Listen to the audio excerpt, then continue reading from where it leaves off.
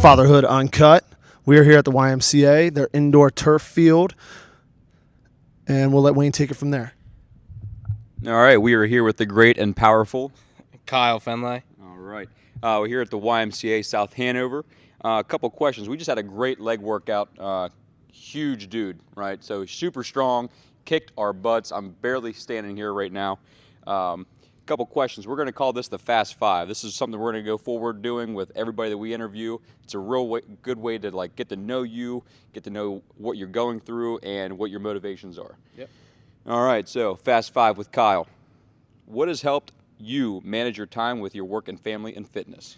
So the first thing, honestly, I think it's like the one thing that really has helped balance my time is getting up earlier. So me personally, I feel like it's unfair to my family if I take time away from them to do almost a selfish thing such as working out when I could be home with them, knowing that, kids are in school most of the day. You really, when you think about it, they're with somebody else more of the time than they're with you while they're growing up.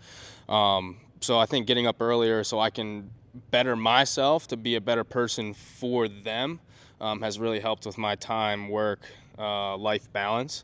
Right. Again, I think it's having the discipline to get up, get in here, work on myself, and then be with them.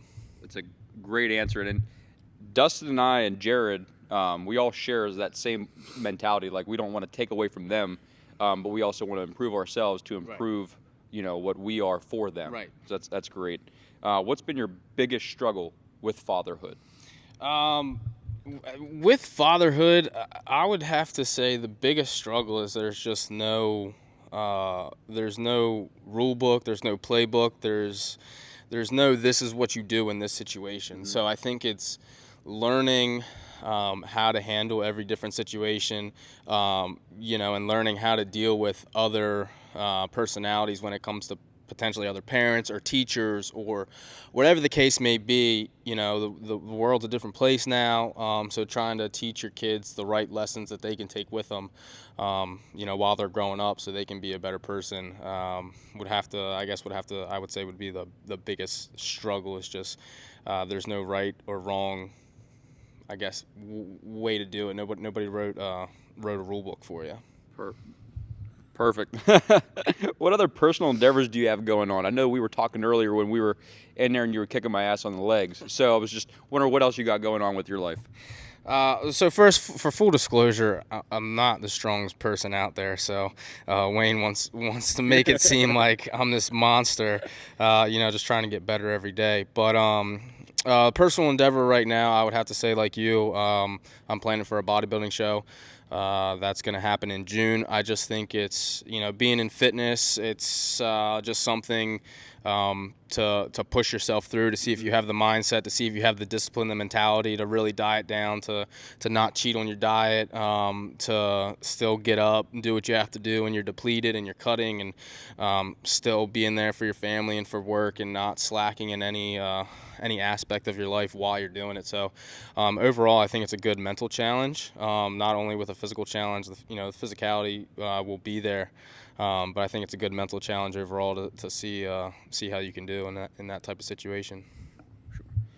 All right. So, in full disclosure, when he is stronger than me, so it's great to work out with people that push you. You don't want to always get stuck in a groove and then rep 135 or something like that. You guys pushed me today, and I feel great about it. So thank you. So I love this question. What motto do you live by? I think I guess there would have to be two mottos that I live by, and I'll have to give a shout out to Jocko on this one. One of them is discipline equals freedom. I think if you have discipline in any aspect of your life, it's going to allow you to do the things that you want to do, whether it's financially, personally, professionally. If you have the discipline to do what you need to do, that's going to better yourself, even if it might not be the most fun, even if it might not be the easiest thing to do. Like we said, getting up at 4 o'clock and coming to the gym. So we can work on ourselves before our family gets up, so then we can spend time with them.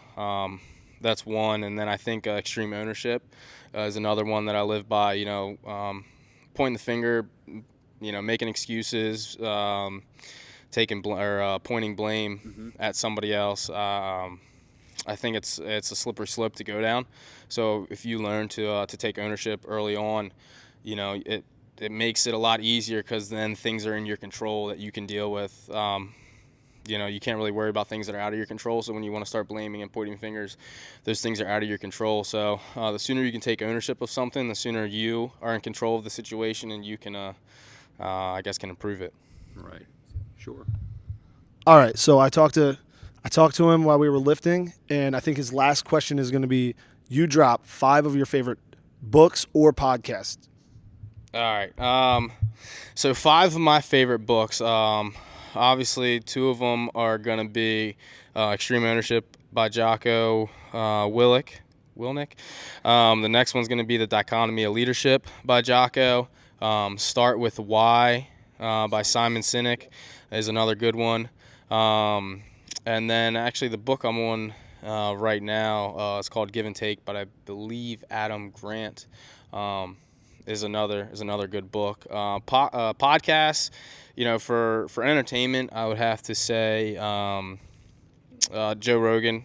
He's got some good stuff on there. But for personal growth or business growth, there's so many podcasts out there. Gary Vee is another one that I like to listen to. I think he's got some great content. Again, just Jocko's podcast is a good one. I'll throw the Tony Robinson one on. E.T. the Hip Hop Preacher. Tony Robbins. Okay. Yeah. Okay. Yeah. I probably said it wrong. Yeah. Tony Robbins. There's a lot of good ones out there. So those are a few main ones that I listen to, and a few books that I enjoy. Awesome. Thank you so much, Kyle. And next time, Fatherhood Uncut. Any shout outs you want to give real quick? I want to thank Wayne and Dustin. Yep. Right, Dustin for inviting me to do this. It was a great time, great workout. A bunch of great dads out here.